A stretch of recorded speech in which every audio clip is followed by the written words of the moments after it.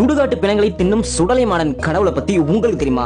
இவர் சிவனோட மகன்னா உங்களால நம்ப முடியுதா? இந்த திகிலான புராண வரலாறு நான் உங்களுக்கு சொல்றேன், நீங்க கேட்ச் பண்ணிக்கோங்க. ஒரு தடவை சிவனுக்கும் பார்வதிக்கு சின்ன சலசலப்பு சண்டைனால பார்வதியை பேக்கப் பண்ணி பூலோகத்துக்கு அனுப்பிச்சிடறாரு. அதுவும் சுடுகாட்டுக்கு காட்டு பேச்சியா அனுப்பிச்சுறாரு. சோ அங்க போய் ரொம்பவே கஷ்டப்பட்டு இருந்த பார்வதி என்ன பண்றாங்கன்னா தவம் இருந்து சிவனை பார்த்து வேண்டுறாங்க. சோ இந்த தவம் இருந்ததுனால சிவன் சந்தோஷப்பட்டு உனக்கு என்ன வர வேணும்னு சொல்லி காட்டு பேச்சுக்கிட்ட, அதாவது பார்வதி கிட்ட கேட்கறாங்க. எனக்கு ஒரு குழந்தை வேணும்னு சொல்லி சிவன் கிட்ட கேட்கறாங்க. சோ அதே மாதிரியே சிவனும் பார்வதிக்கு ஒரு குழந்தைய கொடுக்கிறாரு, அதாவது அதே சுடுகாட்டிலே கொடுக்கிறாரு.